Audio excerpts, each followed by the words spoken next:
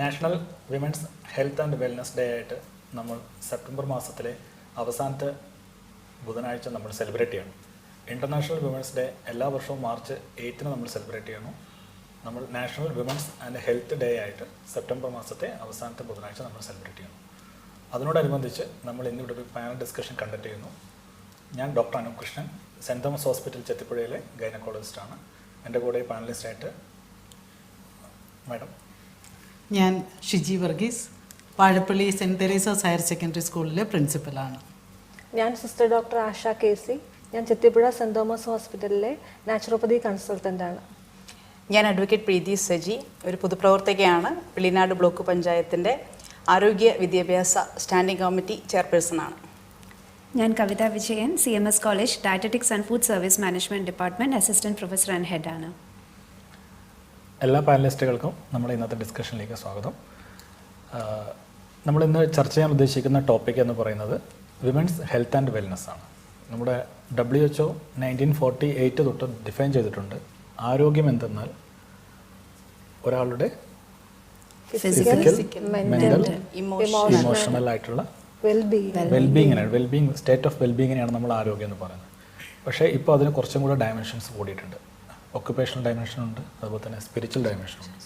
നമുക്ക് എല്ലാ ആസ്പെക്റ്റിലും നമുക്ക് ആരോഗ്യം പരിപാലിച്ച് പോകാനാണ് നമ്മൾ ശ്രദ്ധിക്കേണ്ടത്, അല്ലേ? ആരോഗ്യം നമുക്ക് കൂട്ടാൻ പറ്റില്ല. ആരോഗ്യം അസുഖങ്ങൾ കാരണം നമുക്ക് ആരോഗ്യം കുറഞ്ഞു പോകാറാണ്. അപ്പം ആരോഗ്യം പരിപാലിച്ച് പോകാനാണ് നമ്മൾ മെയിനായിട്ട് നോക്കുന്നത്, അല്ലേ?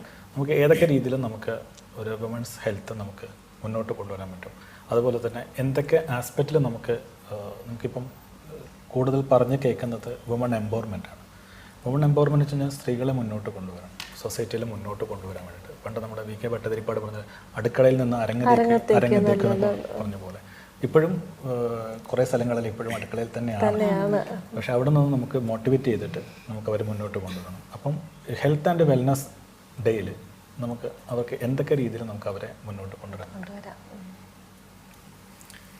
പെണ്ണിനെക്കുറിച്ച് പറയുമ്പോൾ സാധാരണ പറയാറുള്ളത് അരിഞ്ഞരഞ്ഞില്ലാതാകുമ്പോഴും സുഗന്ധം പരത്തുന്ന ചന്ദനം പോലെ എന്നൊക്കെയാണ്. അതായത് പെണ്ണ് അവളെക്കുറിച്ച് ചിന്തിക്കുന്നില്ല, കുടുംബത്തിന് വേണ്ടി ചുറ്റുമുള്ളവർക്ക് വേണ്ടി ഒക്കെ ഇങ്ങനെ അരഞ്ഞരഞ്ഞ് ഇല്ലാതായിക്കൊണ്ടിരിക്കുകയാണ്. എനിക്ക് തോന്നുന്നത് നമ്മുടെ പെൺകുട്ടികൾക്കും സ്ത്രീകൾക്കും വേണ്ടത് ആദ്യം അവളവളെക്കുറിച്ച് ഉള്ള ഒരു ധാരണയാണ്. അവളുടെ ശരീരം എന്തായിരിക്കണം, അവിടെ നടക്കുന്ന പ്രവർത്തനങ്ങൾ എന്താണ്, അത് എത്ര വാല്യുബിളാണ്, എത്ര വിലപ്പെട്ടതാണ്, അത് സംരക്ഷിക്കേണ്ടതിൻ്റെ ആവശ്യകത എന്താണ്, ഇത് അറിഞ്ഞാൽ മാത്രമേ പെണ്ണ് അവളുടെ ആരോഗ്യത്തെ ശ്രദ്ധിക്കുകയുള്ളൂ. ഞാനിപ്പോൾ ഇടപെടുന്ന ഹയർ സെക്കൻഡറിയിലെ കുട്ടികളെയാണ്. എനിക്ക് തോന്നുന്നു ആ കുട്ടികളുടെ പ്രായത്തിൽ തന്നെ അവർ സൗന്ദര്യത്തിന് പ്രാധാന്യം കൊടുക്കും. എത്ര നേരം വേണമെങ്കിലും അവർ കണ്ണാടിയിൽ നോക്കി നിൽക്കും. പക്ഷെ അവരുടെ ഹെൽത്തിനെ കുറിച്ച് അവർക്ക് അത്ര പോരാ, ചിന്ത പോരാ. അവളുടെ ശരീരത്തിൽ നടക്കുന്ന പ്രവർത്തനങ്ങളെക്കുറിച്ച് അവൾക്ക് തന്നെ ധാരണയൊന്നും ഇല്ല. ഞാൻ ഒരു പടിയും കൂടെ കടന്നു പറയും, അവളുടെ ശരീരം എന്താണെന്ന് അവളും അറിയണം, അവളുടെ ചുറ്റുപാടുമുള്ളവരറിയണം, കൂടെ ഇരിക്കുന്ന ആൺകുട്ടികൾ അറിയണം എന്ന് ഞാൻ പറയാറുണ്ട്. അതായത് പീരിയഡ്സ് ഒക്കെ വരുന്ന സമയത്ത് കുഞ്ഞുങ്ങൾ ഭയങ്കരമായിട്ട് ബുദ്ധിമുട്ടുന്ന സമയത്ത് ഒരു നിസ്സംഗതയോടെ ഇരിക്കുന്ന ആൺകുട്ടികളെ ഞാൻ കണ്ടിട്ടുണ്ട്. ഞാൻ അവരോട് പറഞ്ഞു കൊടുക്കാറുണ്ട് പലപ്പോഴും. ഇതൊരു നമ്മൾ വളരെ ഗൗരവമായിട്ട് എടുക്കേണ്ട കാര്യം തന്നെയാണ്. എങ്കിലേ അവളൊരു കുടുംബത്തിൽ ചെല്ലുമ്പോൾ അവളുടെ ചുറ്റുമുള്ളവർ അവളെ പരിഗണിക്കുകയുള്ളൂ. എന്താണ് പെണ്ണ്, അവളുടെ ശരീരം എന്താണ്, എത്ര അത് കെയർ ചെയ്യേണ്ടതൊന്നാണ് എന്ന് മനസ്സിലാവത്തേ ഉള്ളൂ. പെണ്ണിൻ്റെ ഊർജ്ജത്തിലാണ് കുടുംബവും സമൂഹവും ഒക്കെ മുൻപോട്ട് പോകുന്നത്. ആ ഒരു അവയർനെസ് ഈ ചെറുപ്പം മുതൽ നമ്മൾ പെൺകുട്ടികൾക്ക് കൊടുക്കണം, ആൺകുട്ടികൾക്കും കൊടുക്കണം. എങ്കിൽ മാത്രമേ നമ്മളുടെ ഈ പെണ്ണുങ്ങൾ അല്ലെങ്കിൽ സ്ത്രീകൾ കുറേ അധികം അവരുടെ ആരോഗ്യത്തെക്കുറിച്ച് ശ്രദ്ധിക്കുകയുള്ളൂ. എന്നാന്ന് വെച്ചാൽ ഈ യുവ ദമ്പതികളൊക്കെ ആയിരിക്കുമ്പോഴും ഒക്കെ അവരുടെ പരിഗണന വേറെ പലതിലുമാണ്. കുടുംബത്തെക്കുറിച്ച്, കുഞ്ഞുങ്ങളുണ്ടായാൽ കുഞ്ഞുങ്ങളെക്കുറിച്ച്, അതെല്ലാം കഴിഞ്ഞ് ഏറ്റവും അവസാനത്തെ പരിഗണനയാണ് സ്വന്തം ആരോഗ്യത്തിന് കൊടുക്കുന്നത്. മധ്യവയസ്സിലും ഒക്കെ കുടുംബമാണ് പ്രധാനം. പിന്നെ ഓൾഡ് ഏജിലേക്കൊക്കെ ചെന്ന് കഴിഞ്ഞാൽ ഇനി എന്താ, ഇനിയിപ്പോൾ ഇത്ര കാലം അത്രയൊക്കെ ഉള്ളൂ. അതുകൊണ്ട് എക്സർസൈസിന് പോലും, അതേസമയം പുരുഷന്മാർക്ക് അതിനൊക്കെ സാധിക്കുന്നുണ്ട്. ക്ലബ് ആക്ടിവിറ്റീസ്, ടെന്നീസ് കളിക്കാൻ, വാക്കിങ്ങിന് ഒക്കെ പുരുഷന്മാർക്ക് പോകാൻ പറ്റുന്നുണ്ട്. പെണ്ണുങ്ങൾ വീട്ടിലിരുന്നാലല്ലേ പിള്ളേരെ പഠിപ്പിക്കണ്ടേ, പാചകം ചെയ്യണ്ടേ. അപ്പോൾ ഇതിൻ്റെ എല്ലാ അവസാനത്തെ പരിഗണന മാത്രമേ പെണ്ണിൻ്റെ ആരോഗ്യത്തിന് കൊടുക്കുന്നുള്ളൂ. അപ്പോൾ ആദ്യം ചെയ്യേണ്ടത് ചെറുപ്പം മുതലേ എന്താണ് പെണ്ണിൻ്റെ ആരോഗ്യം, അതിൻ്റെ പ്രാധാന്യം എന്താണ്, അവളും അറിയണം, അവളുടെ ചുറ്റുമുള്ളവരും അറിയണം. അതായത് ഒരു കുട്ടി, ഒരു പെണ്ണ് അവളുടെ കണ്ണാടി നോക്കിയിട്ട് ഞാൻ സുന്ദരിയാണോ എന്ന് ചോദിക്കുന്നതിന് പകരം ആം ഐ ഹെൽത്തി എന്ന് പഠിച്ചു തുടങ്ങണം. ഞാൻ ഹെൽത്തി ആണോ, എൻ്റെ ചുറ്റുപാടും എനിക്ക് ഒരുപാട് ഹോർമോൺ ചേഞ്ചസ് വരാൻ സാധ്യതയുണ്ട്, എനിക്ക് ഒരുപാട് ആരോഗ്യ പ്രശ്നങ്ങൾ ഉണ്ടാകാൻ സാധ്യതയുണ്ട് എന്ന് സ്വന്തം മനസ്സിലാക്കുന്നതോടൊപ്പം തന്നെ തൻ്റെ ചുറ്റുപാടിലുള്ള ആൾക്കാരെയും ഈ കൂടെ സോഷ്യൽ മീഡിയയിലും ഒക്കെ അവൾ ഈ സൗന്ദര്യം ആണ് കാണുന്നത്, അല്ലാതെ ആരോഗ്യമുള്ള പെണ്ണുങ്ങളെ കുറിച്ചുള്ള ഇമേജ് അല്ല കാണുന്നത്. അതെ അതെ വിവിധ ബ്രാൻഡ് വസ്ത്രങ്ങൾ അതിനൊക്കെ ഇമ്പോർട്ടൻസ് കൊടുക്കും. പക്ഷെ ഒരിക്കലും ഒരു സ്ത്രീ അവളുടെ ഒരു സത്തയെ മനസ്സിലാക്കണമെന്നില്ല. ഇപ്പൊ തന്നെ നമുക്ക് പണ്ടൊക്കെ ആയിരുന്നെങ്കിൽ നമ്മളുടെ അമ്മമാര് ഇരുത്തി പ്രാർത്ഥിക്കാൻ പഠിപ്പിക്കുമായിരുന്നു. ഇപ്പൊ നമ്മൾ റീസെന്റ് ആയിട്ട് ന്യൂറോ തിയോളജി എന്ന് പറഞ്ഞ ശാഖ തന്നെയുണ്ട്, ന്യൂറോ ബയോളജി ഓഫ് സ്പിരിച്വാലിറ്റി. എങ്ങനെയാണ് ഈ ആധ്യാത്മികത ഇന്നർ ഹീലിങ്ങിലൂടെ ഫിസിക്കൽ ഹീലിങ്ങിലോട്ട് വരുന്നത്. കാരണം ഈ റിഥമിക്കായിട്ട് നമ്മൾ ചെയ്യുന്ന ഒരു പ്രവൃത്തി അത് ഹൈലി ഒരു കോൺസെൻട്രേഷൻ വന്നിട്ട് ബ്രെയിൻസിൻ്റെ വേവ്സ് വരെ മാറ്റി കൊടുക്കുക, അല്ലെങ്കിൽ നമ്മളുടെ ഇപ്പോൾ ഒരു അജിറ്റേറ്റഡ് ആയിട്ടുള്ള ഒരു സിസ്റ്റത്തെ ഒരു പാരാസിമ്പത്തറ്റിക് ഡോമിനൻസിലോട്ട് വന്ന് മുഴുവൻ ഒരു കാം ആൻഡ് ക്വയറ്റ് അങ്ങനെ ഒരു ശാന്തത സ്വസ്ഥത വന്നെങ്കിലേ ഇപ്പോൾ എനിക്ക് വരുന്ന ഒരു സ്ട്രെസ്സ് പോലും കാര്യക്ഷമമായിട്ട് എനിക്ക് മനസ്സിലാക്കുകയുള്ളൂ. അല്ലെങ്കിൽ ഞാനത് എൻ്റെ ബിഹേവിയറൽ ചേഞ്ചസിലോട്ട് വരും. ഓവർ ഈറ്റിങ്, ചോറ് കൂടുതൽ കഴിക്കുന്നത്, അല്ലെങ്കിൽ ഉറക്കമില്ലായ്മ, ആദി പിടിച്ചിരിക്കുക, ഇതൊക്കെ ഒരു വിധത്തിൽ ഡീപ്പ് സ്പിരിച്വാലിറ്റി ഉള്ള സ്ത്രീകൾക്ക് മാറ്റിയെടുക്കാൻ സാധിക്കുന്നതാണ്. അപ്പോൾ ഇനിയുള്ള കാലങ്ങളിൽ ഇതുപോലെ എഡ്യൂക്കേഷനും ഫാഷനും വസ്ത്രവും എല്ലാം പോകുന്നതോടൊപ്പം തന്നെ പണ്ടത്തെ നമ്മൾ അമ്മമാർ പഠിപ്പിച്ചതുപോലെ ആഴമുള്ള ആധ്യാത്മികത, അതിപ്പോൾ യോഗയിലൂടെ ആകാം, അല്ലെങ്കിൽ ഡെയിലി ചെയ്യുന്ന പ്രാർത്ഥനകളിലൂടെ ആകാം, ഇതിൻ്റെയൊക്കെ ആഴത്തിലുള്ള ഒരു ആസ്പെക്റ്റിലേക്ക് സ്ത്രീകൾ കുറേ കൂടെ ഫോക്കസ് ചെയ്യണം. ഇപ്പം എടുക്കുന്ന ഒരു എഡ്യൂക്കേഷൻ്റെ അതേ ഇമ്പോർട്ടൻസ് അവരുടെ ആധ്യാത്മികതയ്ക്ക് കൊടുത്താൽ അവരുടെ ഹെൽത്ത് ഒരു വിധത്തിൽ അപ്ലിഫ്റ്റ് വരുന്നതാണ് എൻ്റെ ഒരു പേഴ്സണലായിട്ടുള്ള ഞാൻ ഒരുപാട് രോഗികളെ കൺസൾട്ട് ചെയ്യുമ്പോൾ നമുക്ക് ഒരുപാട് കിട്ടുന്ന ഒരു ഫീഡ്ബാക്കിലൂടെ എനിക്ക് മനസ്സിലാകുന്നതാണ് ഇത്. ഈ ഒരു മേഖലയും കൂടെ സ്ത്രീ ആരോഗ്യത്തെക്കുറിച്ച് സംസാരിക്കുമ്പോൾ അവർ ശ്രദ്ധിക്കേണ്ടതുണ്ട്. അതിലേറ്റവും ബേസിക്കായിട്ട് പറഞ്ഞ സെൽഫ് ലവ് എന്ന് പറയും. സെൽഫ് ലവ് നമ്മളെ തന്നെ തിരിഞ്ഞു നോക്കിക്കഴിഞ്ഞാൽ മാത്രമേ മനസ്സിലാവുള്ളൂ നമ്മുടെ പ്രശ്നങ്ങൾ എന്താണെന്നുള്ള കാര്യം. അപ്പം ഏറ്റവും ഇമ്പോർട്ടൻ്റ് ആയിട്ടുള്ള കാര്യം എനിക്ക് എന്തൊക്കെയാണ് പ്രശ്നങ്ങൾ, എനിക്ക് എന്താണ് ഇഷ്ടമുള്ളത്, എൻ്റെ രീതികൾ എങ്ങനെയാണെന്നുള്ളത് എന്നെക്കാളും കൂടുതൽ വേറെ ആർക്കും അറിയില്ല. അപ്പം അവർ തന്നെ മനസ്സിലാക്കണം എനിക്ക് പ്രശ്നങ്ങൾ. ഇപ്പം മാഡം പറഞ്ഞ പോലെ എനിക്ക് സ്ട്രെസ് ഉണ്ട്, എനിക്ക് ടെൻഷനുണ്ട്, എനിക്ക് പ്രശ്നങ്ങളുണ്ട്, എനിക്ക് മെൻസസ് പ്രോബ്ലംസ് ഉണ്ട്, എനിക്ക് കുടുംബത്തിൽ പ്രശ്നങ്ങളുണ്ട് എന്നുള്ളതിനെ പറ്റിയിട്ട് ഏറ്റവും പുറത്തു നിൽക്കുന്ന ആൾക്കാർക്ക് മനസ്സിലാവുന്നത്, സ്വന്തമായിട്ടാണ് മനസ്സിലാവുന്നത്. അപ്പോൾ ആ ഒരു സെൽഫ് കെയർ ആദ്യം സ്റ്റാർട്ട് ചെയ്യണം. എങ്കിൽ മാത്രമേ നമ്മുടെ ആരോഗ്യത്തിനെ കൊണ്ടുവരാനെ കൊണ്ടുള്ള നമുക്ക് ആദ്യം മനസ്സിലാവും. അതിൻ്റെ ആദ്യത്തെ ചവിട്ടുപടി സെൽഫ് ലവ് ആണ്. കാരണം ഒന്ന് ശാന്തമായ സ്വസ്ഥമായെങ്കിലേ മാത്രമല്ലേ ഒരു സ്ട്രെസ്സിന് മാനേജ് ചെയ്തിട്ട് അടുത്ത സ്ട്രെസ് വരുമ്പോൾ അതിന് മാനേജ് ചെയ്യാൻ പറ്റുള്ളൂ. ഇത് ചെയിനായിട്ട് മൊത്തത്തിൽ തല മുഴുവനും പല ആയിട്ട് വന്നിട്ട് അത് തന്നെ പല അസുഖങ്ങളായിട്ട് മാറും. ഇപ്പൊ ഒരു വലിയൊരു ഇതാണ് നമ്മുടെ ആധ്യാത്മികത. അവിടെ ആ പ്രാർത്ഥിക്കാനിരിക്കുന്ന സമയത്ത് ആ ഹൈലി ഫോക്കസ്ഡ് ആകുമ്പോൾ മനസ്സിൽ വരുന്ന ഈ മൈൻഡ്ഫുൾനെസ് എന്ന് പറഞ്ഞ ഒരു ആസ്പെക്റ്റിലൂടെ വരുന്ന ഒരു ചേഞ്ചസ് ശരീരത്തിൽ, അത് ഒത്തിരി നമ്മുടെ ഒരുമാതിരി മെറ്റബോളിക് സിൻഡ്രം അങ്ങനെയുള്ള ഒരുപാട് കാര്യങ്ങൾ നമുക്ക് ഈ ഒരു ആധ്യാത്മിക പ്രാക്ടീസസ് കൊണ്ട് തന്നെ നമുക്ക് ടാക്കിൾ ചെയ്യാൻ സാധിക്കും. വളരെ ഇമ്പോർട്ടൻ്റ് ആയിട്ട് പറയുകയാണെങ്കിൽ ഇപ്പം ഒരുപാട് യൂട്യൂബിലൊക്കെ കണ്ടിട്ടുള്ളതാണ് 10 മിനിറ്റ് മെഡിറ്റേഷൻ. 10 മിനിറ്റ് മെഡിറ്റേഷൻ ഒരുപാട് കാര്യങ്ങൾ പറഞ്ഞിട്ടുണ്ട്. അതായത് നമുക്ക് നമ്മളിലോട്ട് തന്നെ ചിന്തിച്ച് നമുക്ക് ഒരു ഡീപ് ബ്രത്ത് എക്സസൈസ് മാത്രം മതിയായിരിക്കും ചിലപ്പോൾ ഈ പറഞ്ഞൊക്കെ നമുക്ക് തന്നെ നമ്മുടെ പ്രശ്നങ്ങൾ അനലൈസ് ചെയ്യാനായിട്ട്. നമുക്കിപ്പം ഈ മെൻസസ് ടു മെനോപോസ് പറയില്ല. ഇപ്പം നമുക്കറിയാം കൗമാരക്കാർക്ക് കുറേയേറെ പ്രശ്നങ്ങളുണ്ട്. അത് മെൻസസിൻ്റെ പ്രശ്നങ്ങളാവാം, പിന്നെ അവരുടെ ആ ഏജിൻ്റെ പ്രശ്നങ്ങളാവാം. അങ്ങനെ മെൻസസ് ടു മെനോപോസ്, സ്ത്രീകളിൽ മെനോപോസ് വരെ മാറി മറിഞ്ഞ് നിൽക്കുന്ന ഹോർമോണൽ ചേഞ്ചസിൻ്റെ പ്രശ്നങ്ങളുണ്ട്. അപ്പോൾ നമുക്ക് സർക്കാർ തലത്തിൽ ICDS നമുക്കറിയാം അംഗനവാടി വഴി അനുപൂരക പോഷകാഹാരങ്ങൾ കൊടുക്കുന്നുണ്ട്. അവർക്ക് അതിനുള്ള സപ്പോർട്ട് സിസ്റ്റം കൊടുക്കുന്നുണ്ട്. ടീനേജ് ക്ലബ്ബുകൾ കൊടുക്കുന്നുണ്ട്. അപ്പോൾ ടീനേജ് ക്ലബ്ബുകൾ വഴി അവർക്ക് വേണ്ട കൗൺസിലിംഗ്, അങ്ങനെ കൗൺസിലിങ്ങുകൾ നൽകാനായിട്ടുള്ള സംവിധാനങ്ങൾ ഏർപ്പെടുത്തുന്നുണ്ട് ICDS വഴി തന്നെ. പിന്നീട് നമ്മൾ ഇങ്ങോട്ട് കടന്നു വരുമ്പോൾ അവർ കുറച്ച് കഴിയുമ്പോൾ അവർ ബ്യൂട്ടി കോൺഷ്യസ് ആണെന്ന് മാഡം പറഞ്ഞതുപോലെ തന്നെ ബ്യൂട്ടി കോൺഷ്യസ് ആകുമ്പം അവർ കുറച്ച് ഫുഡിൻ്റെ ആവശ്യമില്ലാത്ത ഡയറ്റുകളിലേക്ക് കടന്നു വന്ന് അവർക്ക് ന്യൂട്രീഷൻ കുറഞ്ഞിട്ടും സൗന്ദര്യം വർദ്ധിക്കുന്ന, അതായത് മെലിയാൻ വേണ്ട പ്രവർത്തനങ്ങൾ അവർ ചെയ്യുന്നത് ബ്യൂട്ടി കോൺഷ്യസ് ആകുമ്പോൾ അതിൻ്റേതായ പ്രശ്നങ്ങൾ അവരുടെ ശരീരത്തിലുണ്ടാവും. അവർക്ക് അവരുടെ ശരീരത്തിലെ ന്യൂട്രിയൻസിൻ്റെ കുറവ് വന്ന് അനീമിക് ആവാനുള്ള സാധ്യതയൊക്കെ കൂടുതലാണ്. ഇപ്പോഴുള്ള കുട്ടികളിൽ മിക്കവാറും അനീമിക് ആയിട്ടുള്ള പ്രശ്നങ്ങളാണ് കൂടുതൽ. പിന്നെ നമ്മൾ അടുത്ത ഘട്ടത്തിലേക്ക് വരുമ്പോൾ പഠനം, അതിൻ്റെ സ്ട്രെസ്സ്, പിന്നെ ജോലിഭാരം.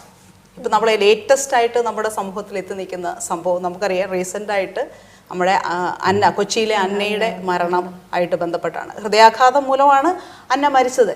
പക്ഷേ അതിനകത്ത് അന്നയുടെ അമ്മ പറയുന്ന ഒരു ലെറ്റർ, അതിൻ്റെ CEO അയച്ച ഒരു ലെറ്ററിൽ പറയുന്നത് അത് അമിത ജോലിഭാരം കൂടുതലാണ്, ജോലിഭാരം കൂടുതലാണ്. പക്ഷേ അതിൻ്റെ കൂടെ തന്നെ പറയുന്നത് ഒരു നോ പറയാനായിട്ട് കൂടുതൽ സ്ട്രെസ്സ് വരുമ്പോൾ എന്നെക്കൊണ്ട് എൻ്റെ കപ്പാസിറ്റി അല്ലെ, എനിക്ക് കപ്പാസിറ്റി ഉണ്ട്, പക്ഷേ എനിക്ക് ഉറങ്ങാനുള്ള സമയം കിട്ടുന്നില്ല. അപ്പം ഉറക്കത്തിനുള്ളതും ആ സ്ട്രെസ് റിലീഫിനുള്ളതും ആയിട്ടുള്ള സൗകര്യങ്ങൾ കോർപ്പറേറ്റ് കമ്പനികളിൽ ഇല്ല എന്നുള്ളൊരു സത്യമാണ് നമുക്കിവിടെ ബോധ്യമാകുന്നത്. അപ്പോൾ ആ ഒരു അന്നയുടെ മരണത്തിലൂടെയെങ്കിലും നമുക്ക് ആ ഒരു സത്യം ബോധ്യമായി. കോർപ്പറേറ്റ് മേഖലയിൽ മാത്രമല്ല, ഓരോ മേഖലയിലും ഓരോരോ രക്തസാക്ഷികൾ വന്നെങ്കിൽ മാത്രമേ ഉള്ളൂ ഈ സ്ട്രെസ് റിലീഫ്, പ്രത്യേകിച്ചും സ്ത്രീകളുടെ തൊഴിലിടങ്ങളിലുള്ള പ്രശ്നങ്ങൾ ഈ സമൂഹം ഫോക്കസ് ചെയ്യണം. അപ്പോൾ സ്ട്രെസ് റിലീഫിനുള്ള കാര്യങ്ങൾ സ്ത്രീ എന്ന പരിഗണന കൊടുത്തേ തീരൂ. തുല്യത കിട്ടുന്നത് വരെ നമ്മൾ ആ പരിഗണനയ്ക്ക് അർഹരാണ്. അതുകൊണ്ട് തന്നെ അന്നയുടെ മരണം ഒരു പാഠമാണ്. ഹൃദ്രോഗം മൂലമാണ് അന്ന മരിച്ചതെന്ന് നമുക്കറിയാം. അപ്പം ആ ഹൃദ്രോഗത്തിലേക്കുള്ള വഴി തെളിച്ചത് സ്ട്രെസ്സും ഉറക്കക്കുറവും ഹാർഡ് വർക്കുമാണ്. അപ്പം ആ രീതിയിൽ തൊഴിലിടങ്ങളിൽ സ്ത്രീകൾക്കുണ്ടാകുന്ന ഇത്തരം പ്രശ്നങ്ങൾ നമ്മൾ സമൂഹം ഇനിയെങ്കിലും ഫോക്കസ് ചെയ്ത് ആ സ്ട്രെസ്സ് കുറയ്ക്കാനുള്ള, അവർക്ക് ഒരു കരുതൽ അവിടെയും കിട്ടാനുള്ള നടപടികളിലേക്ക് നമ്മൾ നടന്ന് കയറണം. പിന്നീട് വരുന്ന കാര്യങ്ങളാണ് കുടുംബം, ജോലിഭാരം, ജോലിയും കുടുംബവും, അത് കുഞ്ഞുങ്ങളും, ഇതെല്ലാം ഡീൽ ചെയ്യും. പക്ഷെ ഒരിക്കലും തന്റെ ആരോഗ്യത്തെ കുറിച്ച് ശ്രദ്ധിക്കുന്നില്ല. ഒരു നോ പറഞ്ഞിട്ട് അവളെ കുറിച്ചൊന്ന് ഫോക്കസ് ചെയ്യുന്നില്ല. എന്നാ ഭർത്താവ് എക്സസൈസ് ചെയ്തോ, ബ്ലഡ് പ്രഷറോ ഷുഗറോ കൂടുതലുണ്ടോ ശ്രദ്ധിക്കും. എൻ്റെ കാര്യം എന്താണെന്ന് ശ്രദ്ധിക്കുന്നില്ല. ഞാൻ എക്സസൈസ് ചെയ്യുന്നുണ്ടോ എന്ന് നോക്കുന്നില്ല. ഞാൻ ഡയറ്റ് ചെയ്യുന്നുണ്ടോ, അല്ലെങ്കിൽ ഫുഡ് കൺട്രോൾ, ഈ പറഞ്ഞ പോലെ അടുക്കളയിലെ എല്ലാ പ്രശ്നങ്ങളും ഡീൽ ചെയ്ത് കുട്ടികളുടെ പ്രശ്നം, ബാക്കി വരുന്ന ഫുഡ് മുഴുവൻ ഞാനാണ്, എൻ്റെ ശരീരത്തിലാണ് സ്റ്റോർ ചെയ്യുന്നത്.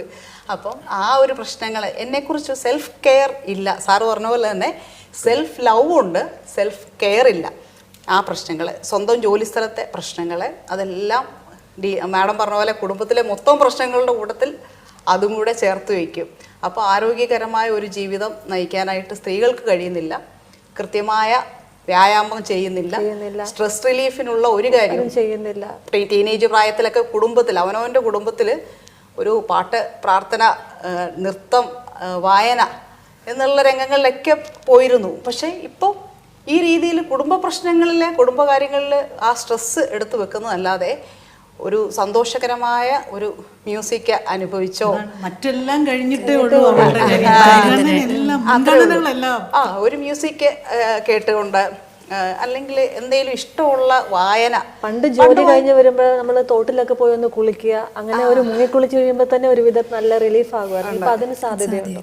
അതും തന്നെ ഷവറിന്റെ കീഴിൽ പോയി നിന്ന് കുളിച്ചതായി അങ്ങനെ ഒരു വായന അനുഭവങ്ങളൊന്നുമില്ല. പണ്ടൊക്കെ നമ്മൾ കുഞ്ഞിലെയൊക്കെ സന്തോഷിച്ച് ബഷീറിന്റെ പുസ്തകങ്ങളൊക്കെ വായിച്ച് സന്തോഷിക്കും. ഇഷ്ടങ്ങളില്ലല്ലോ പെണ്ണിന്റെ ഇഷ്ടം മാറ്റി വെക്കുമല്ലേ. അതെ, ലിമിറ്റഡ് ആയെന്ന് പറയുന്നിടത്തുനിന്ന് ആ ബൗണ്ടുകളൊക്കെ നമ്മൾ പൊട്ടിച്ചേ മതിയാകും. എസ്പെഷ്യലി ഈ പറഞ്ഞൊക്കെ നമുക്ക് ഈക്വാലിറ്റിനെ പറ്റി സംസാരിക്കും, ജെൻഡർ ഈക്വാലിറ്റി പറ്റി സംസാരിക്കുന്ന പോലെ തന്നെ നമുക്ക് ഈ ബൗണ്ടറികളെല്ലാം ബ്രേക്ക് ചെയ്തേ പറ്റുള്ളൂ. അതിന് ആക്ച്വലി മുന്നോട്ട് വരേണ്ടത് സ്ത്രീകൾ തന്നെയാണ്. അതായത് നമ്മളിപ്പോൾ ഇപ്പം പിന്നെ മാഡം പറഞ്ഞ പോലെ എക്സസൈസ് ചെയ്യാനെ കൊണ്ട് പരിമിതികളുണ്ടെന്ന് പറയുന്നു. പക്ഷേ ഇപ്പോൾ നമ്മുടെ നാട്ടുകളിലൊക്കെ യൂണിസെക്സ് ജിമ്മുകളൊക്കെ വന്നിട്ടുണ്ട്. സ്ത്രീകൾക്കും പോയി പ്രാക്ടീസ് ചെയ്യാൻ പറ്റുന്ന, വർക്കൗട്ട് ചെയ്യാൻ പറ്റുന്ന ജിമ്മുകൾ വന്നിട്ടുണ്ട്. ഇതൊക്കെ നമുക്ക് നമ്മുടെ ഹെൽത്ത് ആൻഡ് വെൽനെസ്സിന് വേണ്ടിയിട്ടുള്ളതാണ്. അതുപോലെ തന്നെ എല്ലാ മൾട്ടി സ്പെഷ്യാലിറ്റി ആശുപത്രികളോട് ചേർന്ന് നമ്മൾ യോഗ സെന്ററുകളുണ്ട്. അവിടെയൊക്കെ പോയി കഴിഞ്ഞാൽ നമ്മൾ കൃത്യമായിട്ട് പഠിപ്പിച്ചു കൊടുക്കുന്നുണ്ട്. പക്ഷേ ഇതിനൊക്കെ എല്ലാവരും പറയുന്ന ഒരു ജസ്റ്റിഫിക്കേഷൻ, ന്യായീകരണം എന്ന് പറയുന്നത് എനിക്ക് സമയം കിട്ടുന്നില്ല. അങ്ങനെ എവിടെയും സമയം കിട്ടാത്തില്ല. എല്ലാവർക്കും 24 hours ആണ്, എല്ലാവർക്കും 365 days ആണ്. അവരവരുടെ സമയം അവരവർക്ക് വേണ്ടിയിട്ട് അവനവന് വേണ്ടി സമയം കണ്ടെത്താനായിട്ട് നമ്മൾ ശ്രമിക്കുക. എന്നെ പറ്റി എനിക്കേ അറിയുള്ളൂ, ഞാനൊക്കെ എന്തൊക്കെയാണ് ചെയ്യുന്നത്, എന്താണ് കാര്യങ്ങളിലുള്ളത്. അപ്പോൾ എനിക്കൊരു സമയം കണ്ടെത്തണം. ഇപ്പം ഒരു രാവിലെ തൊട്ട് വൈകുന്നേരം വരെ നമ്മൾ എക്സസൈസ് ചെയ്യാൻ പറയുന്നില്ലല്ലോ, 10 minute നമ്മൾ എക്സസൈസ് ചെയ്യാൻ പറയുന്നുള്ളൂ. അപ്പോൾ ഇതിൽ ഏറ്റവും കൂടുതൽ മാഡം ചൂണ്ടിക്കാണിച്ച ഒരു പോയിന്റാണ് ഈ ഡയറ്റ് ഡെഫിഷ്യൻസീസ്. ഡയറ്റ് ഡെഫിഷ്യൻസി എന്ന് പറയുമ്പോഴത്തേക്ക് നമ്മൾ ഈ പറഞ്ഞൊക്കെ എല്ലാവരും തന്നെ തീരുമാനിക്കുന്നു, എനിക്ക് കുറച്ച് കണ്ണാടി നോക്കുമ്പോൾ എനിക്ക് കുറച്ച് വണ്ണം ഉണ്ടെന്ന്. വണ്ണം ഉണ്ടെന്ന് വരുമ്പോഴത്തേക്ക് ഉടനെ തന്നെ ആരോടും ചോദിക്കുന്നില്ല, ഞാൻ തന്നെ ഡയറ്റിലോട്ട് പോകുന്നു. അത് സ്വന്തമായിട്ടുള്ള രീതിയിലാണ്, അതിനൊരു ഒത്തൻറ്റിക് ആയിട്ടുള്ള രീതിയിലല്ല ഡയറ്റിങ് ചെയ്യുന്നത്. കുറച്ച് വണ്ണം കൂടുന്നു എന്ന് കാണുമ്പം ഉടനെ ഫാസ്റ്റിങ്ങിലേക്കാണ് പോകുന്നത്. അത് കൃത്യമായിട്ട് എന്താണ് അവരുടെ പ്രോബ്ലം, ഒരുപക്ഷെ അത് ഹൈപ്പോതൈറോയിഡിസം ആകാം, അതല്ലെങ്കിൽ മറ്റെന്തെങ്കിലും അവരുടെ ഉള്ളിലുള്ള ഹോർമോണൽ ഇംബാലൻസിൻ്റെ പ്രശ്നം കൊണ്ടായിരിക്കാം. അപ്പോൾ അതെന്താണെന്ന് തിരിച്ചറിയാതെ സ്വന്തമായിട്ടുള്ള രീതിയിൽ ഡയറ്റിങ് ചെയ്യുന്നത് അത് ഒരുപാട് പ്രശ്നങ്ങളിലേക്കാണ് നയിക്കുന്നത്. എസ്പെഷ്യലി നേരത്തെ പറഞ്ഞ പോലെ തന്നെ മൈക്രോ ന്യൂട്രിയൻ ഡെഫിഷ്യൻസീസ് ആണ് അതിൻ്റെ അകത്ത് ഉണ്ടാകുന്ന പ്രശ്നം. അനീമിയ, അതുപോലെ തന്നെ കാൽഷ്യത്തിൻ്റെ കുറവ്, എല്ലുകൾക്കുണ്ടാകുന്ന, അത് വാർദ്ധക്യത്തിലേക്കൊക്കെ ചെല്ലുമ്പോൾ പോസ്റ്റ് മെനപ്പോസൽ ടൈമിലാകുമ്പോൾ അത് വളരെയധികം കൂടുകയാണ് ചെയ്യുന്നത്. അത് പ്രായമായ സ്ത്രീകളുടെ ഇടയിലും വളരെയധികം നമ്മൾ കണ്ടുവരുന്നൊരു പ്രശ്നമാണ് ഓസ്റ്റിയോപോറോസിസ് എന്ന് പറയുന്നത്. അപ്പോൾ അതിൻ്റെ അകത്ത് കാൽഷ്യം ഇൻടേക്ക് മാത്രമല്ല, നേരത്തെ സാർ നമ്മൾ സൂചിപ്പിച്ചതുപോലെ തന്നെ ഈസ്ട്രോജൻ ലെവൽ കുറയുന്നത്, ഹോർമോണൽ ഇംബാലൻസ് കൊണ്ടായിരിക്കും ഒരു പക്ഷേ 40കളിൽ എത്തുമ്പോഴേക്കും വണ്ണം കൂടുന്നതും. അന്നേരം ഒരു ഫോൾട്ടി ആയിട്ടുള്ള ഒരു ഡയറ്റ് ഹാബിറ്റിലേക്ക് പോയി കഴിഞ്ഞിട്ടുണ്ടെങ്കിൽ അത് അവരുടെ ശരീരത്തെ വളരെയധികം അഡ്വേഴ്സ് ആയിട്ടായിരിക്കും എഫക്റ്റ് ചെയ്യുന്നത്. അപ്പോൾ അത്തരത്തിൽ പോകാതെ നമ്മൾ ഒരു കൃത്യമായിട്ടൊരു ഡയറ്റീഷ്യൻ, ഇപ്പം നമ്മൾ സെൽഫ് കെയർ എന്നുള്ളൊരു രീതിക്ക് അസുഖം വരുമ്പം ഹോസ്പിറ്റലിൽ പോകുന്നു എന്നുള്ളത് ചിന്തയിൽ അല്ല വേണ്ടത്. ആ ഒരു രീതിയിലല്ല നമ്മൾ ചെയ്യേണ്ടത്. മറിച്ച് നമ്മുടെ ഒരു ശരീരത്തിൻ്റെ മറ്റ് കാര്യങ്ങൾ, അതായത് വണ്ണം കൂടുന്നു അല്ലെങ്കിൽ നമ്മുടെ ന്യൂട്രിയൻ ഡെഫിഷ്യൻസീസ് ഒക്കെ ഒന്ന് കൃത്യമായിട്ട് ബാലൻസ് ചെയ്യാനായിട്ട് ഒരു ഡയറ്റീഷ്യനെ കാണുന്നതും നമുക്ക് ഒരു നമ്മുടെ ഒരു പാർട്ട് ഓഫ് ദി ലൈഫ് ആക്കുന്നത് നല്ലതായിരിക്കും. മാഡം പറഞ്ഞത് ഇമ്പോർട്ടൻറ്റ് പോയിൻ്റാണ്. അതായത് ഇപ്പോൾ എല്ലാ ഹോസ്പിറ്റലുകളും, ഇപ്പോൾ എല്ലാ സൂപ്പർ സ്പെഷ്യാലിറ്റി മൾട്ടി സ്പെഷ്യാലിറ്റി ഹോസ്പിറ്റലുകളിലും ഡയറ്റീഷ്യൻ ഡിപ്പാർട്ട്മെൻ്റ് ഉണ്ട്. ഇപ്പോൾ പേഷ്യൻ്റ് അഡ്മിറ്റ് ആകുന്ന സമയത്ത് ആ പേഷ്യൻറ്റിന് അവരുടെ അസുഖം അനുസരിച്ച് ഡയറ്റ് നിർദ്ദേശിക്കപ്പെടുന്ന ഡയറ്റീഷ്യന്മാരുണ്ട്. ഈ ഡയറ്റീഷ്യന്മാർ ഒ പിയിലും ഇരിക്കാറുണ്ട്. ഈ ഒ പിയിൽ ഇരിക്കുന്ന ഡയറ്റീഷ്യനെ നമ്മൾ ഡോക്ടറെ കാണാൻ ചെന്ന് ഒ പി ടിക്കറ്റ് എടുക്കുന്ന പോലെ തന്നെ ചെന്ന് കണ്ട് നമുക്ക് നമ്മുടെ പക്ഷേ യാഥാർത്ഥ്യം എന്താണെന്ന് വെച്ചാൽ ഡോക്ടേഴ്സ് പറഞ്ഞു, ഡയബറ്റിക് ആയിട്ട് വരുന്ന ഒരു പേഷ്യൻറ്റിനോട് ഡോക്ടർ പറയും, ശരി നിങ്ങളുടെ ഡയറ്റ് കാര്യങ്ങൾ എന്തൊക്കെ വേണമെന്ന് മനസ്സിലാക്കാൻ ഒരു ഡയറ്റീഷ്യനെ ചെന്ന് കാണണം, ഡയറ്റീഷ്യൻ്റെ കൺസൾട്ടേഷൻ എടുക്കണം എന്ന് പറയും.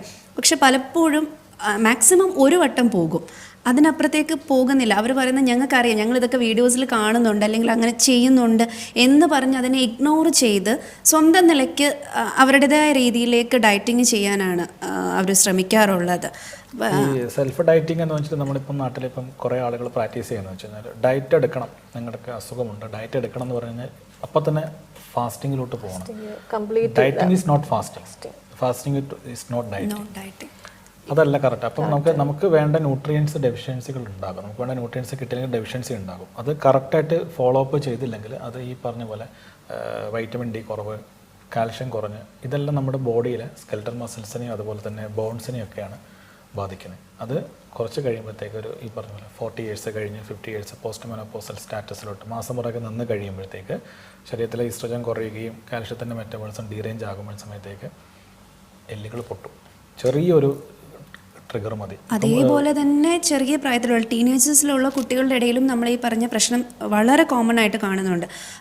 ചെറിയ പെൺകുട്ടികൾ, 12 വയസ്സ് ആ ഒരു നമ്മുടെ മെൻസ്ട്രേഷൻ സ്റ്റാർട്ട് ചെയ്യുന്ന ടൈമിലുള്ള കുട്ടികളുടെ ഇടയിൽ പോലും അനീമിയ വളരെയധികം ക്രൂഷ്യലായിട്ടുള്ളൊരു ടൈമാണ്. മുൻപേയൊക്കെ നമ്മൾ പറയുന്നൊരു കാര്യമുണ്ട്, സോഷ്യോ എക്കണോമിക് സ്റ്റേറ്റസിൽ ബാക്ക്വേർഡ് ആയിട്ടുള്ള കുട്ടികളിലാണ് അനീമിയ അല്ലെങ്കിൽ ഓസ്റ്റിയോപോറോസിസ് പോലെയുള്ള പ്രശ്നങ്ങൾ, പ്രീഡിസ്പോസിഷൻ ഓഫ് ഓസ്റ്റിയോപോറോസിസ് കൂടുതലായിട്ട് കാണുന്നതാണ്. പക്ഷേ ഇപ്പോഴങ്ങനെയല്ല. നമ്മൾ ചെറിയ പ്രായത്തിലുള്ള കുട്ടികൾ, അതായത് 18 വയസ്സിന് മുന്നേ തന്നെ ഓസ്റ്റിയോപോറോസിസിൻ്റെ ടെൻഡൻസി കാണുന്നതായിട്ടും ഉണ്ടാവുന്നുണ്ട്. അപ്പോൾ അതും നമ്മൾ ഈ പറഞ്ഞ ജങ്ക് ഫുഡ്, അതല്ലെങ്കിൽ നമ്മൾ പറഞ്ഞ അൺഹെൽത്തി ആയിട്ടുള്ള ഫുഡിൻ്റെ എക്സസ് കൺസംഷൻ കൊണ്ടിട്ടാണ് പ്രശ്നം ഉണ്ടാകുന്നത്. അപ്പം അതിൽ ബേസിക് ആയിട്ടുള്ള പ്രോബ്ലം വെച്ച് കഴിഞ്ഞാൽ നമ്മൾക്ക് പണ്ട് കിട്ടുന്നത് എന്തും കഴിക്കുമായിരുന്നു. ഇപ്പോഴങ്ങനെയല്ല, ടേസ്റ്റ് നോക്കിയാണ് കഴിക്കുന്നത്. ഇപ്പം ചില കുട്ടികൾ അല്ലെങ്കിൽ അവർക്ക് കോമൺലി അവൈലബിൾ ആയിട്ടുള്ള ഫുഡ് മാറ്റിയിട്ട് അവർക്കൊരു ഫുഡ് ഇഷ്ടപ്പെട്ട് കഴിഞ്ഞാൽ അത് മാത്രം കഴിച്ചു. ഇപ്പം ഈ ടെക്കികളെ പറ്റിയൊക്കെ പറഞ്ഞുകൊണ്ടിരുന്നു കഴിഞ്ഞാൽ ഇൻഫോപോർക്കൽ വർക്ക് ചെയ്യുന്ന അവരുടെ ഡയറ്റ് ഷെഡ്യൂൾ ലോഗിൻ ചെയ്യുന്ന ടൈം അനുസരിച്ച് വെച്ചാൽ അപ്പോൾ അവർക്ക് പ്രോപ്പറായിട്ടുള്ള 3 ടൈംസ് മീൽ മാത്രം കഴിക്കാൻ പറ്റില്ല. അവരുടെ സ്ലീപ്പ് ഡിസ്റ്റർബഡ് ആകുന്നു. സ്ലീപ്പ് ഡിസ്റ്റർബ് ആയിക്കുമ്പോൾ നമ്മളെ അപ്പറ്റേറ്റ് മാറും, വിശപ്പ് മാറിക്കഴിയുമ്പോഴത്തേക്ക് ഇവർക്ക് കിട്ടുന്ന എന്താണ് ഫുഡ്. ചിലപ്പോൾ അവർ ഒരു നേരം ഒരു ചോക്ലേറ്റ് ബാർ ആയിരിക്കും കഴിക്കുക, ഒരു കോഫി ആയിരിക്കും കഴിക്കുക. ഈ കോഫി കഴിക്കുമ്പോൾ എന്ത് പറ്റുമെന്ന് വെച്ച് കഴിഞ്ഞാൽ നമുക്ക് കുറേ നേരത്തേക്ക് നമ്മൾ ചാർജ് ആവും, നമ്മൾ ഉറക്കമില്ലായ്മ. അപ്പോൾ നമുക്ക് കമ്പ്യൂട്ടർ വർക്ക് ചെയ്യുന്ന പോലെ തന്നെ ഫുൾ ടൈം ഓൺ ആയിട്ടിരിക്കാൻ പറ്റും. നമ്മുടെ ഈ കേരളത്തിലെ സ്ത്രീകളെ കാർബോഹൈഡ്രേറ്റ് കൂടുതൽ ഉപയോഗിക്കുന്നവരാണ്. അതുകൊണ്ട് തന്നെ ജീവിതശൈലി രോഗങ്ങൾ മിക്കവാറും എല്ലാവർക്കും ഉണ്ട്. ഷുഗറും പ്രഷറും ഇല്ലാത്ത ആൾക്കാർ വളരെ കുറവാണ്. പക്ഷെ ഒരു പ്രായത്തിൽ നമ്മൾ കുറേയൊക്കെ ഇതെല്ലാം ഇഗ്നോർ ചെയ്യും. അത് കൺട്രോളിൽ നിർത്തുക എന്നുള്ള ഒരു നമ്മളുടെ ഡ്യൂട്ടി അത് മറന്നു പോകും. നമ്മളുടെ ആരോഗ്യം നഷ്ടപ്പെടാൻ തുടങ്ങിയ ശേഷമാണ് പിന്നെ നമ്മൾ അത് നിലനിർത്താനായിട്ടുള്ള ഓട്ടമാണ്. അപ്പോഴത്തേക്കും എന്തെങ്കിലുമൊക്കെ നമ്മളെ ഓർഗൻസ് ഒക്കെ നമുക്ക് പിടിമുറുക്കി. എക്സസൈസ് ആയിട്ട് കഴിക്കുന്നു എന്നുള്ളത് മാത്രമല്ല, കഴിച്ചതിന് ശേഷം നമ്മുടെ പ്രോപ്പറായിട്ടൊരു എക്സസൈസ് ഇല്ല. എക്സസൈസ് ആയിട്ട് കഴിക്കുന്നു, നമ്മുടെ ഉള്ളിൽ ഒരുപാട് കലോറി എത്തുന്നു, ആ കലോറിയെ ബേൺ ചെയ്യാനായിട്ട് തക്കതായിട്ടുള്ള ഫിസിക്കൽ ആക്ടിവിറ്റീസ് ഒന്നും തന്നെ ഇല്ല. അപ്പോൾ നമ്മുടെ ഒരു ലൈഫ് സ്റ്റൈൽ തന്നെ മാറിയോ? അപ്പം നേരത്തെ ആണെങ്കിൽ നമ്മൾ പറയും പല കാര്യങ്ങൾക്കായിട്ട് ഇപ്പോൾ നമ്മളെല്ലാവരും വാഹനം ഉപയോഗിക്കുന്നു, അല്ലെങ്കിൽ സ്റ്റേഴ്സ് കയറാനായിട്ട് പകരത്തിന് ലിഫ്റ്റ് ഉപയോഗിക്കുന്നു. അങ്ങനെ എല്ലാത്തിനും നമുക്കതിനെ ഈസി ചെയ്യാനായിട്ട് മറ്റു കുറേ വഴികളുണ്ട്. സോ എല്ലാവരും അത് പ്രിഫർ ചെയ്യുന്നു. അപ്പം അതിനാണ് നമ്മൾ പറയുന്നത് പഴയ രീതികളിലേക്ക് കുറച്ചെങ്കിലും പുറകോട്ട് പോകണം. അതെ അതെ, പക്ഷെ കുറേ ട്രഡീഷണൽ മെത്തേഡ്സിലേക്ക് തിരിഞ്ഞു നോക്കണം. നഗരങ്ങളിൽ ജിംനേഷ്യങ്ങളുണ്ട്. ഇപ്പം സാറ് പറഞ്ഞ പോലെ തന്നെ ഇപ്പം സ്ത്രീ പുരുഷ വ്യത്യാസം ഇല്ലാതെ വനിതകളും ജിം ഉപയോഗിക്കാൻ തുടങ്ങിയിട്ടുണ്ട്. അതിൻ്റെ വ്യത്യാസം നമ്മൾ കാണുന്നുമുണ്ട്. പക്ഷെ ഗ്രാമങ്ങളിലൊന്നും അത്രയും എത്തിയിട്ടില്ല. പക്ഷെ ഞാൻ പറയുന്നത് ഈ നടത്തക്കൂട്ടങ്ങൾ പ്രോത്സാഹിപ്പിക്കണം. സ്ത്രീകളുടേതാണേലും പുരുഷന്മാരുടേതാണേലും നടക്കാൻ ആർക്കും ആരുടെയും അനുവാദവും സമ്മതവും ഒന്നും വേണ്ട. രാവിലെയും വൈകിട്ടും ഒക്കെ അവനവൻ്റെ സമയം മാറ്റി വെച്ച് ഒരു ഗ്രൂപ്പ് അത് ക്രിയേറ്റ് ചെയ്യണം, ഒരു സുഹൃത്ത് വലയം ഉണ്ടാക്കണം. അതൊക്കെ ജീവിതത്തിൽ സ്ത്രീകൾക്കൊരു എനർജിയാണ്. ഓരോ ദിവസവും ഉണർന്നെഴുന്നേറ്റ് ആ ഒരു സംസാരിക്കുമ്പോൾ ഉള്ള സ്ട്രെസ് റിലീഫ്, അത് അവനവൻ്റെ സൗകര്യം പോലെ ഒരു ഫ്രണ്ട്ഷിപ്പ് ഗ്രൂപ്പ് ക്രിയേറ്റ് ചെയ്യുക, നടക്കുക, 1 മണിക്കൂർ സമയം വെളുപ്പിനെ നടക്കാൻ പോവുക, അല്ലെങ്കിൽ ഈവനിങ് വോക്ക് ചെയ്യുക. അതൊക്കെ ഈ പറഞ്ഞ പോലെ സ്ത്രീകൾക്ക് അവനവൻ്റെ ആരോഗ്യത്തിന് വേണ്ടി കുറച്ച് സമയം മാറ്റിവെക്കുക. സൗന്ദര്യ സംരക്ഷണത്തിന് മാറ്റിവെക്കുന്നവരുണ്ട്, പക്ഷേ ആരോഗ്യ സംരക്ഷണത്തിന് നമ്മൾ ആരും ശ്രമിക്കാറില്ല. പക്ഷേ ഇനിയുള്ള കാലഘട്ടത്തിൽ നമ്മളുടെ ആരോഗ്യം വിലപ്പെട്ടതാണെന്ന് മനസ്സിലാക്കി നമ്മൾ എക്സസൈസിന് പ്രാധാന്യം കൊടുക്കുക. അതിൻ്റെ അകത്ത് മാം പറഞ്ഞ പോലെ നമ്മൾ ആരോഗ്യം ഉണ്ടെങ്കിൽ അത് ഓട്ടോമാറ്റിക്കലി സൗന്ദര്യത്തിലേക്ക് എത്തും. സൗന്ദര്യത്തിന് പിന്നാലെ നമ്മൾ പോകുമ്പോൾ നമ്മുടെ ആരോഗ്യം നശിക്കുകയാണ് ചെയ്യുന്നത്. ആരോഗ്യമാണ് നമ്മുടെ സൗന്ദര്യം. അതാണ് ഇത് പണ്ട് നമ്മുടെ കേട്ടുപഴച്ചൊരു ക്വസ്റ്റ്യൻ ആയിരുന്നു. പണ്ട് എല്ലാവരും മമ്മൂട്ടിയോട് ചോദിക്കുമായിരുന്നു, മമ്മൂട്ടിയുടെ സൗന്ദര്യത്തിന്റെ രഹസ്യം. മമ്മൂട്ടി അതൊരു ചിരിയിലൂടെ ഒതുക്കി കളയാറുണ്ട്. പക്ഷേ കുറച്ച് നാളെ ശേഷം നമുക്ക് മനസ്സിലായി അതൊരു തപസ്സാണ്. അതൊരു സെൽഫ് കൺട്രോൾ, ഒരു തപസ്സാണ്. തപസ്സെന്ന് വെച്ച് കഴിഞ്ഞാൽ നമുക്കൊരു constant motivation and follow up ഉണ്ടെങ്കിൽ മാത്രമേ നമുക്കത് അച്ചീവ് ചെയ്യാൻ പറ്റുള്ളൂ. ഇപ്പം നമ്മളിപ്പം ആരോഗ്യ മാസികകളിലും അതുപോലെ തന്നെ TV ഷോകളിലും റേഡിയോയിലൊക്കെ ഡോക്ടറോട് ചോദിക്കാം, അല്ലെങ്കിൽ ഡോക്ടേഴ്സിന് ഇൻ്റർവ്യൂ, കുറേ ഡോക്ടേഴ്സ് ചെയ്യുന്ന ആർട്ടിക്കിൾസ്, ഇതിനകത്തൊക്കെ ഒരു ഡോക്ടർമാരും മെഡിസിൻസ് പ്രിസ്ക്രൈബ് ചെയ്യാറില്ല, ആരും ചെയ്യാറില്ല. അവർ നിർദ്ദേശങ്ങൾ മാത്രമേ തരാറുള്ളൂ, ഹെൽത്ത് ടിപ്സുകൾ മാത്രമേ തരാറുള്ളൂ. ഈ ഹെൽത്ത് ടിപ്സിൻ്റെ കൂടെ 2 കാര്യങ്ങൾ പറയും. ഒന്ന്, ചിട്ടയായ വ്യായാമവും അതുപോലെ തന്നെ കൃത്യമായ ആഹാരം. ഈ 2 സാധനങ്ങൾ നമ്മൾ ഫോളോ ചെയ്യില്ല. ഈ ഫോളോ അപ്പ് ഇല്ലാത്തടത്തോളം കാലം നമുക്ക് ബുദ്ധിമുട്ടാണ്. ഞാൻ ഈ ജിമ്മിൻ്റെ കാര്യം സ്ട്രെസ് ചെയ്ത് പറയാനുള്ള കാര്യം വെച്ച് കഴിഞ്ഞാൽ, ഇപ്പം നമ്മളൊരു പേഷ്യനോട് പറയുന്നു, അല്ലെങ്കിൽ പിന്നെ നിങ്ങൾക്ക് ആരോഗ്യത്തോടെ ഇരിക്കാൻ വ്യായാമം ചെയ്യണം, സ്ഥിരമായിട്ട് വ്യായാമം ചെയ്യണം. ആദ്യത്തെ ദിവസം രാവിലെ എണീറ്റ് ഓടും, 2ാമത്തെ ദിവസം ഓടും, 3ാമത്തെ ദിവസം മഴയെന്ന് പറഞ്ഞ് കിടക്കും, 4ാമത്തെ ദിവസം വയ്യാന്ന് പറഞ്ഞ് കിടക്കും, ഉറക്കം ശരിയാവുന്നില്ല എന്ന് പറഞ്ഞ് കിടക്കും. നമ്മൾ തന്നെ കുറേ റീസൺസ് കണ്ടുപിടിക്കും ഇത് ചെയ്യാതിരിക്കാനൊക്കെ. അതാണ് ഒരു പ്രശ്നം വരുന്നത്. അപ്പോൾ അതിന് കറക്റ്റ് ഒരു ഫോളോ അപ്പ് ഉണ്ട്. ഇപ്പോൾ നമ്മൾ ജിമ്മിൽ പോകുകയാണെങ്കിൽ നമ്മളവിടെ കാശ് കൊടുത്താണ് പോകുന്നത്. 2 ഇൻസ്ട്രക്ടർ നമ്മളെ ഫോളോ ചെയ്യും. 3ാമത്തത് ഇത് ചെയ്തില്ലെങ്കിൽ ശരിയാകില്ല എന്നൊരു അവബോധം കൂടെ നമുക്ക് വന്നു. അത് എല്ലാവർക്കും ഇപ്പോഴത്തെ രീതിയിൽ കണ്ടുവരുന്നതെന്ന് പറഞ്ഞാൽ പ്രിവെൻഷൻ അല്ല ചെയ്യുന്നത്. ഒരു ഡിസീസിൽ എത്തിക്കഴിഞ്ഞു, ലൈക്ക് ഫാറ്റി ലിവർ വന്നു, അല്ലെങ്കിൽ ഡയബറ്റിക് ആയി, കൊളസ്ട്രോൾ കൂടി, ഒരു ക്രിയാറ്റിൻ കൂടി, അങ്ങനെ എന്തെങ്കിലും ഒരു കണ്ടീഷൻ എത്തിക്കഴിയുമ്പോഴാണ് ശരി ജിമ്മിലേക്ക് പോകാം, അല്ലെങ്കിൽ ഡോക്ടർ പറയുന്നു ക്രിട്ടിക്കൽ സ്റ്റേജിലേക്ക് പോകുവാണ് എന്ന് പറയുമ്പോൾ മാത്രമേ അവർക്ക് ആ ഒരു സ്ട്രൈക്ക് ചെയ്യുന്നുള്ളൂ. അതിൽ എനിക്കൊരു കാര്യം പറഞ്ഞു വെച്ചാൽ, നമ്മുടെ body it's like A machine. നമ്മളൊരു കാർ മേടിക്കുന്ന പോലെ തന്നെയാണ്. അപ്പം നമുക്കൊരു സിംറ്റംസ്, രോഗലക്ഷണങ്ങൾ വന്നു കഴിയുമ്പോൾ നമ്മൾ അതിനെ ഇഗ്നോർ ചെയ്യാതെ ഒരു ഹെൽത്ത് സെൻ്ററിൽ പോയിട്ട്, ഇപ്പം വെൽ-വുമൺ ചെക്കപ്പുകൾ എന്നൊക്കെ പറഞ്ഞിട്ട് ഒരുപാട് എല്ലാ ഹോസ്പിറ്റലിലും ഇംപ്ലിമെൻറ്റ് ചെയ്തിട്ടുണ്ട്. സോ അത് ഫോളോ ചെയ്ത് മാമോഗ്രാം, സ്ക്രീനിങ് ടെസ്റ്റുകളുണ്ട്, ഹോർമോൺ പ്രൊഫൈലുകൾ നമുക്ക് നോക്കാൻ പറ്റും. ബേസിക് ആയിട്ടുള്ള ടെസ്റ്റുകളെല്ലാം നോക്കിക്കഴിഞ്ഞാൽ നമുക്ക് അറിയാൻ പറ്റും. ഇത് ഡാഷ് ലാമ്പിൽ വാർണിംഗ് ലൈറ്റ് കഴിഞ്ഞിട്ടും നമ്മൾ വണ്ടി ഓടിച്ചുകൊണ്ട് പോയി കഴിഞ്ഞാൽ it it will break down. അതാണ് സംഭവം. അതാണ് സംഭവിച്ചത്. അതാ ഈ ബ്രസ്റ്റ് ക്യാൻസർ വരുന്ന ലേഡീസിന്റെ ഒക്കെ ലാസ്റ്റ് സ്റ്റേജിലാണ് കണ്ടുപിടിക്കുന്നത്. എന്താ ഇതിനെക്കുറിച്ച് ചിന്തിക്കാഞ്ഞത്, അല്ലെങ്കിൽ ഇതൊന്ന് ചെക്ക് ചെയ്തുകൂടായിരുന്നു എന്ന് ചോദിക്കുമ്പോൾ പല കാര്യങ്ങൾ അവർക്ക് മുൻഗണന ഉണ്ടായിരുന്നു. അതിന്റെ ഏറ്റവും അത് ഫസ്റ്റ് സ്റ്റേജിൽ കണ്ടുപിടിച്ചാൽ ഏറ്റവും നന്നായിട്ട് ചികിത്സിച്ച് ഭേദമാക്കാവുന്ന അസുഖമാണ്. അല്ല, ഒരുപാട് പേഷ്യന്റ് പറയാറുണ്ട് മോന്റെ പരീക്ഷ കഴിഞ്ഞിട്ട് അതെ അല്ലെങ്കിൽ പള്ളി പെരുന്നാൾ കഴിഞ്ഞിട്ട്. വീട്ടിലെ മറ്റു കാര്യങ്ങൾ പറഞ്ഞ് അതാണ് അവർ പ്രയോറിറ്റി. പറഞ്ഞാൽ നമുക്ക് സെൽഫ് പ്രയോറിറ്റി കൊടുക്കാതെ, സെൽഫ് അവയർനെസ് കൊടുക്കാതെ നമ്മൾ മറ്റുള്ള കാര്യങ്ങൾക്ക് പ്രയോറിറ്റി കൊടുക്കുമ്പോൾ നമ്മുടെ disease will be in advanced stage. ഞാനെപ്പോഴും പറയുന്ന ഒരു കാര്യമുണ്ട്, നമ്മൾ നേരത്തെ നിങ്ങളെല്ലാവരും പറഞ്ഞൊരു കാര്യമാണ്, നമ്മളൊരു സെൽഫ് കെയർ എന്ന് പറയുന്ന പോലെ തന്നെ ഒരു സെൽഫ് ഒബ്സർവേഷൻ എപ്പോഴും നല്ലതാണ്. നമുക്ക് വെയിറ്റ് കൂടുന്നുണ്ടെന്ന്, നമ്മുടെ വെയിറ്റ് ഒരിക്കലും ഒരു ദിവസം കൊണ്ടോ ഒരു മാസം കൊണ്ടോ കൂടുന്ന കാര്യമല്ല, അല്ലെങ്കിൽ നമ്മുടെ ബോഡിയിൽ ഉണ്ടാകുന്ന ചേഞ്ചസും പെട്ടെന്ന് ഉണ്ടാവുന്നതല്ല. അപ്പോൾ ആ മൈനറായിട്ടുള്ള ചേഞ്ചസ് പോലും നമ്മൾ അറിയണമെങ്കിൽ നമ്മുടെ ബോഡിയിൽ ഒരു സെൽഫ് ഒബ്സർവേഷൻ നമുക്ക് വേണം. അപ്പോൾ നമ്മൾ ഇട്ടുകൊണ്ടിരിക്കുന്ന ഡ്രസ്സ് ഒരു ദിവസം ലൂസ് ആകുന്നു അല്ലെങ്കിൽ പയ്യെ ടൈറ്റ് ആകുന്നു എന്നുണ്ടെങ്കിൽ ദാറ്റ് മീൻസ് ഓക്കെ നമ്മൾ വെയിറ്റ് കൂടുന്നു എന്നത് അറിയണം. അതനുസരിച്ച് നമ്മൾ അതിന് വേണ്ടിയിട്ടുള്ള കാര്യങ്ങൾ എടുക്കണം. പക്ഷെ അവിടെയൊക്കെ ഇപ്പം ഈ പറഞ്ഞ ഇഗ്നോറൻസ് ആണ്. എവിടെ എൻ്റെ കാര്യത്തിന് എന്താ, വെയിറ്റ് കൂടിയാൽ എന്താ, കുറഞ്ഞാൽ എന്താ, അതങ്ങനെ സംഭവിക്കും. തുന്നലൊന്നെങ്കിൽ അഴിച്ചു വിടും, അല്ലെങ്കിൽ നെക്സ്റ്റ് ടൈം അത് ഷേപ്പ് ആക്കിയിടും.